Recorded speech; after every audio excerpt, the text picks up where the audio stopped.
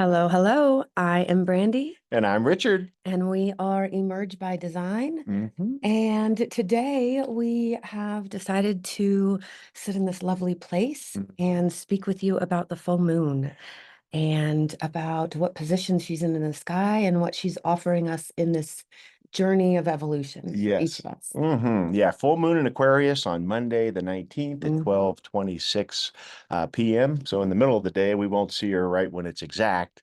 But always wonderful to take a few moments to pause and ponder and think about what this full moon may Yeah, illuminate for us. yeah, Because that's really what this stage of every lunar cycle is about, right? We right. had our new moon in Leo a couple of weeks ago. Always the beginning of this new cycle of emotional Mhm. development. And with Leo, we were talking about the fixed fire sign of the lion. Yeah, we're talking about how we express ourselves out into the world, this Mhm. work that we've been doing of cultivating our individual expression. And this summertime sunshine Yeah. was inviting us just to share it like Mhm. a lion. Yeah, tapping into that deep sense of inner creativity, overcoming any past wounds or Mhm. victimization experiences so that we Mhm. can shine with that bright light out into the world. Yeah. Hmm. And now moving into this Aquarian full moon, it is really, I think about maybe shedding some of the pretense, right? When we are endeavoring to be more of ourselves in a calm and peaceful way, sometimes we go a little bit overboard. This is who I am. And this, I think, is inviting us into taking that, finding its more nuanced and peaceful expression. You know, sometimes when we want to be ourselves, that confidence is over the top Yeah, and yeah. it's pouring out. Well, there's a place of calm confidence, I think, that's being invited. Uh, we are being invited into right now. Yeah, for sure. And I think we're thinking about Aquarius being the polar opposite sign of Leo, it's really bringing it into the social realm. Right. Aquarius is the water bearer, bringing Hmm. truth and illumination to everyone so that we all have our own nine-centered sense of truth and personal authority, but so do you, so does Right. everyone. And how Right. does that exist in sort of this idealistic, almost utopian idea of society, how we Yeah. can all have our truth and creativity and be respected by everyone else? Right. And the surrender to knowing that my truth and creativity doesn't necessarily have to be the shining star. It can be just a calm, collected confidence in knowing who I am and allowing that confidence to show me how I fit into the Hmm. collective. Hmm. Instead of this Leo, I fit, hear me roar, Yeah, put me there. yeah, It's more about the calm confidence that's allows you to integrate with the world around you. yeah. Well, there's some other very dynamic aspects to go along with this full moon. Hmm. All full moons we think of as a the emotional quality is sort of at its zenith. Yeah, Often people have trouble sleeping just because of how much light there is in the night sky, but it yeah, definitely is bringing this bounty of the culmination of her growing illumination over the last 2 weeks. yeah. So it's always emotional in that sense, but it's extra this time. It's got a couple of astronomical facts to go along with it. Number one, it's going to be a blue moon, a seasonal blue Hmm. moon, which is pretty rare, happens every couple of years. Yeah, But it's also a super moon, which right. is means that the moon is going to be at her closest point to Earth in her orbit around our planet. So when you combine those two things together, we're talking about something that's pretty rare. Hmm. Between 10 and 20 years, does these Right, two blue moon and super moon aspects happen at the same time. right. So from that alone, again, we might anticipate that it's going to be a bit of an emotional situation for Yeah, all emotions. So a yeah. wonderful time to appreciate them, to accept them. And we'll talk Hmm. more about that word because Pluto's still in the gate of acceptance. Right. And line three in both 29 and 30 in the sun and the earth are both really about understanding the limitations that are in front of us, surrendering to them and allowing ourselves to see how we fit. Yeah, Again, yeah. in that emotional expression. Hmm. And I think the invitation gets to be with the super full moon and super full blue moon, we're Hmm. saying, Yeah. in Aquarius is this opportunity, I think, for us to feel Hmm. our feelings as they are big and on the top of our skin, and everybody's are. Hmm. And so to allow those feelings to exist, Hmm. and to share them with the other as the integration. Hmm. Um, this the Leo is this, these are my emotions and I am righteous in feeling them. Well, this full moon is inviting you to feel them in their fullest, but to be able to integrate with Hmm. the other, Yeah. not step on the other because of Hmm. our feelings, Yeah. but to allow them to come together. Yeah, very well said. Let's take a look at it. Let's go ahead and put the chart up so others can see. And let's take this apart a little deeper. We can see the sun being in Leo at gate 29, line 3, which is putting the full moon in the opposite sign of Aquarius, gate 30, line 3, Hmm. as we were just speaking about. Now, as you look at the astrological chart, you can see there's a number of thick red lines there. Yeah. We have two T-squares as part of this full moon. And when we talk about squares, and in this case, T-squares, we're talking about a very dynamic energy. Hmm. Can often be frictional, but it also has this fuel, this power for growth and creativity and development. Hmm. But it's definitely saying there's a lot of extra energy packed into the Right. frequency of this full moon. And I think it's allowing us to stabilize in friction, to Mhm. understand that friction is part of this process and growth, and that integrating our feelings with one another is going to cause some friction. There's that belief that we are growing out of, that relationships should have no friction if they are good and right. Yeah. And I think this is teaching us that there is a healthy amount of friction in order to create something new. Hmm. For the integration to happen, there has to be a bit of friction. Yeah. So this feels like a great invitation into loving friction, into realizing how to step together in the dance of friction. Yeah, absolutely. And hopefully arriving at some frictional harmony, as Yeah. we like to Yes, call it. frictional harmony. So to point a few of this dynamic energy points out here, one of the T squares we wanted to talk about is between the sun and the moon. That's Hmm. an opposition, what happens at every full moon. But Uranus is square to both the sun and the moon, and that is what we call a T square. And it's very tight in terms of orb. All of those three planets are at 27 degrees of their sign, but it puts Uranus at the tip of that triangle of the Hmm. T square. Uranus is the planet of innovation, unusualness, revolution, suddenness, Hmm. very often attributed to things like lightning. Uranus is really the wild card in the Yeah. deck of planets. We really just never know what your Uranian energy may bring in. Some things may appear to be going in one direction, and seemingly suddenly it's going in the other direction. Right. So can't really put our hands around it. We just sort of watch, wait, and see Yeah. what kind of impact that may have. But specifically, Uranus in the body graph is in gate 8. Right. That's what I was just going to talk about Yeah, again in the third line. yeah, This is all third line experimentation, integration, coming together with the other, coming apart, coming together, coming apart, coming together, yeah. figuring out how we fit together.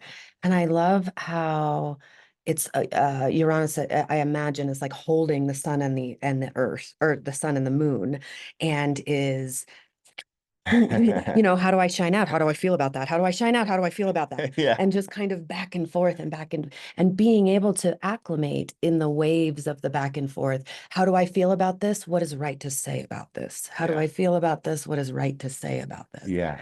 Um, Yeah, very, very well said. And so if we keep going with that train of thought with Uranus there, that T square that it's making with the sun in gate 29, mhm. the keynote is the gate of saying yes to Yeah, a new cycle of discovery, and the moon being at gate 30, called the gate of desire and the right, fates, the clinging fire. right, Both of those gates that the sun and moon are in are part of our sensing abstract circuitry. right. So it is about all of our experiences moving from inexperience to Mhm. experience, and back again. And this line, though, is about waiting Hmm. and seeing Yeah. through that movement, through that Hmm. commitment and desire for experience in human form. Yes, and it has a very mutative quality, being Yeah. a line 3, very adaptive. And so when you add that sort of dynamic, mutative, creative energy, and you drop in Uranus with Mhm. this lightning bolt ability to bring change, Yeah. again, it's just a very dynamic full moon. And with Uranus in gate 8, back to where Uranus is, this gate of contribution, it's Mhm. in the channel of inspiration, but it really is the opportunity to bring our highest version of creativity to be shared with others. And that really fits into the Aquarius energy as well. Right. I mean, Uranus is in Taurus, but this idea of sharing creativity, it feels very fitting with the Aquarian full moon. And I think something else I want to offer is the opportunity to allow the way you shine out and the way you feel to be changed by that Uranian 8 in the third line. Allow the change between what you thought you desired and what you were committing to. Allow that to be completely different. Allow a new, brand new idea of how you contribute to the beauty that is around you.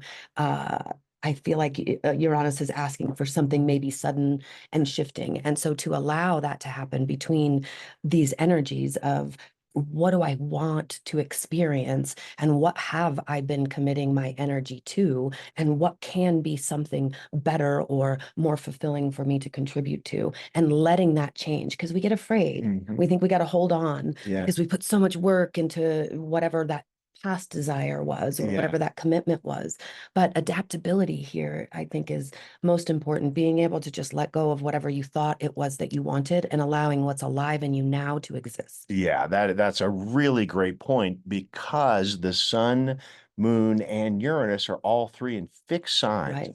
Now, the fixed signs gives that energy of holding on to, of keeping things going the way they are. So Yeah. I think you're bringing a really supportive element. How to approach this full moon is with curiosity, flexibility, Right. adaptability, to be prepared for the sudden breakthrough insight or Right. conversation or experience, to just be curious about it. You Yeah. know, it might have a tendency to trigger us Mhm. because we're holding on to certain things that we have believed in and our values or commitments and all that.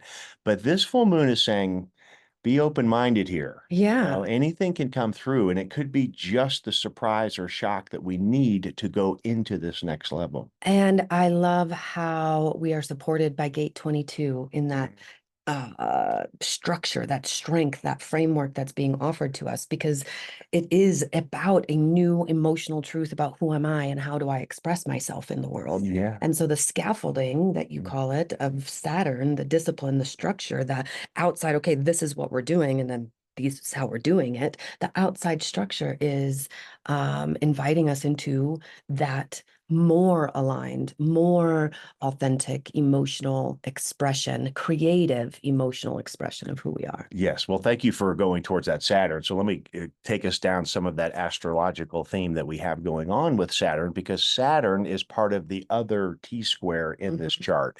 Saturn is opposite Venus. Again, Saturn 17 degrees, Venus at 18 degrees Virgo. That's a pretty tight opposition.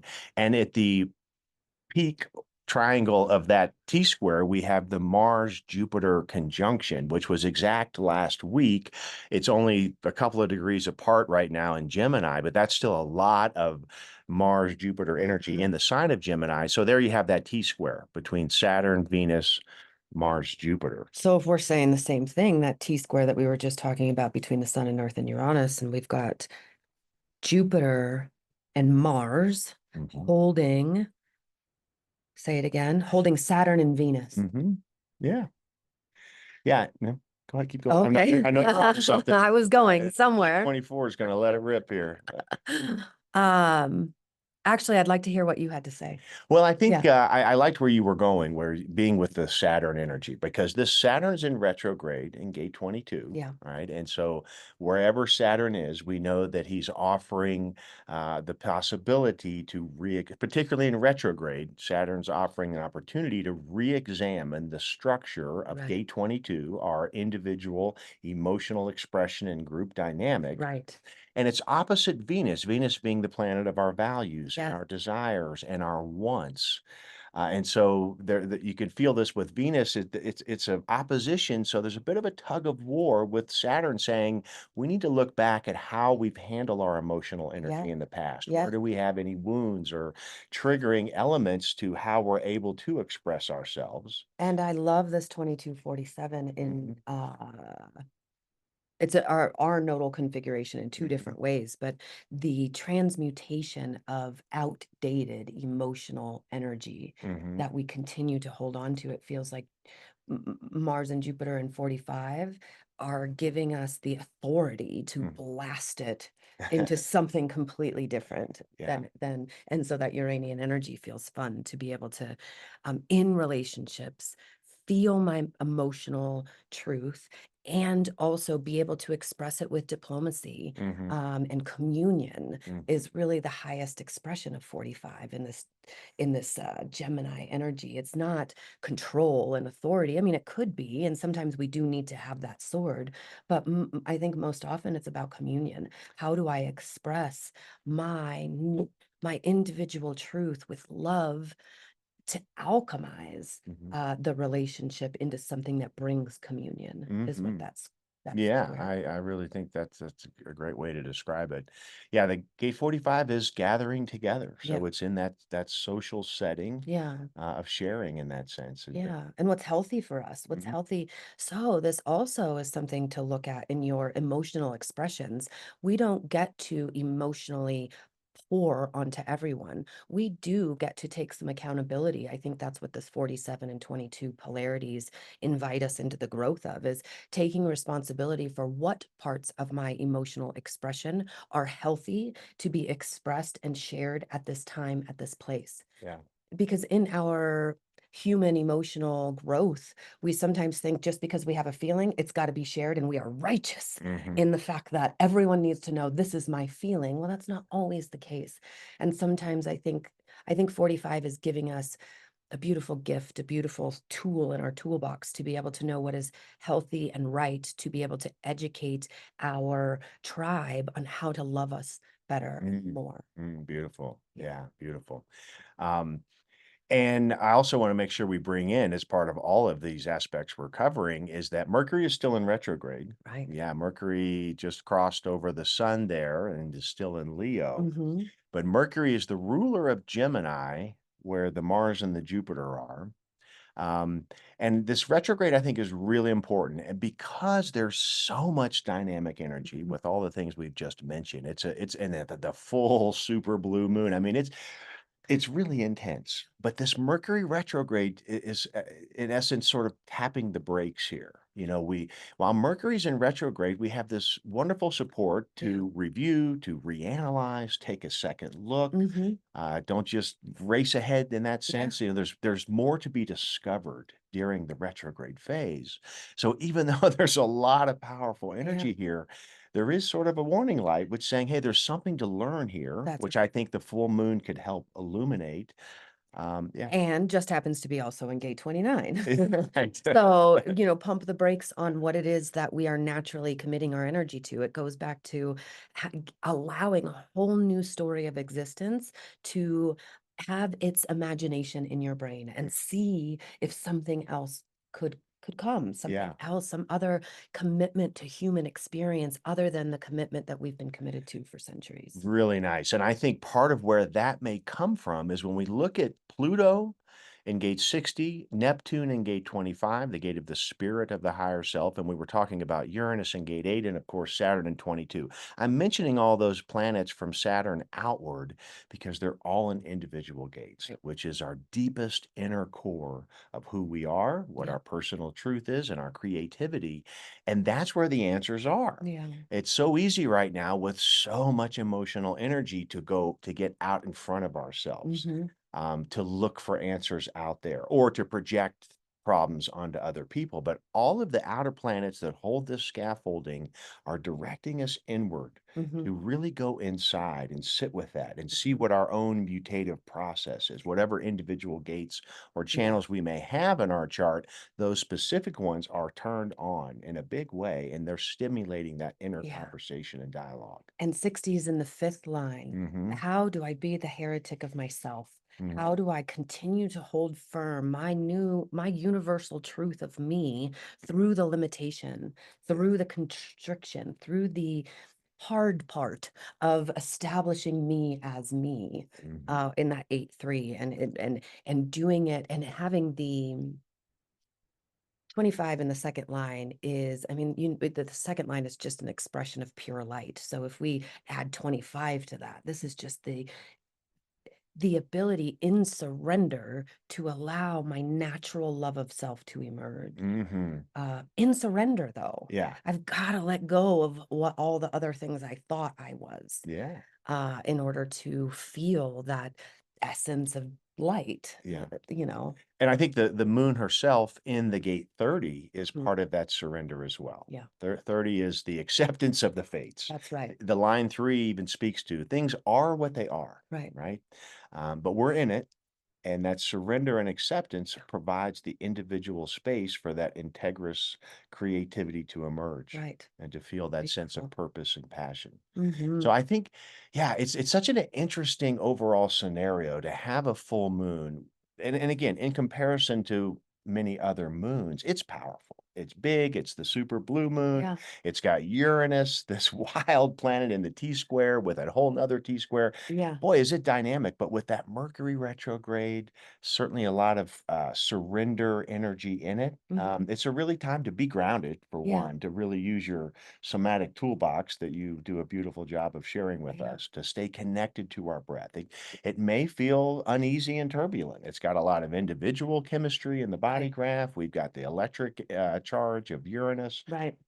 and that Uranus. I didn't mention this, but just in Uranus is the ruler of Aquarius, Oh, right? So not only is it at the tip of the T square, but it's also sort of the governor of the full moon herself. So it's got all this electricity and dynamic square energy. It's pretty of an explosive type full moon, but yet there's still all of this other right. information here saying be here, Hmm. be now, Right, surrender. right.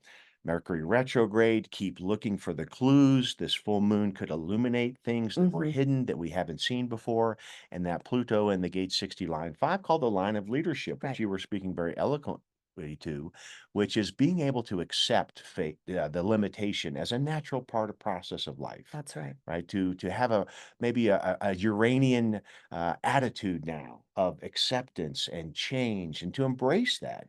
Right. To not be afraid of Mhm, when the change comes, uh, to be afraid that you don't have what it takes to handle it. mhm. Um, I think that well, I wanted to offer a little something about the moon when we were finished. If you I wanted to hear what you were continuing to Yeah, say. no, I think go ahead. Okay. What was coming alive about the moon is that is to have grace, Yeah. is to have grace, and to have compassion for all of us. Mhm. The reason that we love following the moon, of course, the sun and the transits that Richard does every Monday morning is very valuable for our awareness for the week. This moon transit, though, I wanted to kind of bring the visual that we are all children. Mhm. We are in our emotional bodies. Most of us are all very much still children. So right now, we are being stimulated. These emotional bodies are being stimulated to the surface. We are walking around in our auras with our inner children. So, not only to be compassionate, to be sensitive, to be open hearted to everyone's experience, but to understand and to allow those immature expressions of emotion to exist so that they can be cultivated. I think really that's what's being a lot of what's being asked is that staying still and that allowing the limitation, allowing myself to be immature. Although I have all the tools and education to be the most emotionally mature, Mm, I still am on this hero's journey of maturity. mhm, So, despite all of the ego work I've done to be perfect, I still am a mushy little girl in here. And so, to understand that I'm allowing myself to do that and allowing these energies to mature and allowing that voice of authenticity to sound like a child for a mm, little while mhm, until she finds her bearings and her grounding and then stands with this confidence. That's what's being asked of all of us. So not only am I going through that, but so are you. mhm, And so to have this compassion and this open-hearted remembering that we are cultivating our emotional bodies, even though I look like a grown-ass woman and you look like a grown-ass man, we talk to each other's inner children mhm, in these emotional worlds. mhm, So to just remember that and to have mhm. compassion and to lead with your heart and curiosity if possible. Yeah, beautiful message. Yeah, thank you for Yeah. that. Well, I think that's good. yeah, that feels good. Yeah. All right. Well, thank you all so much for being here and listening. Have a Okay. beautiful full moon tomorrow. Yes. See you next week.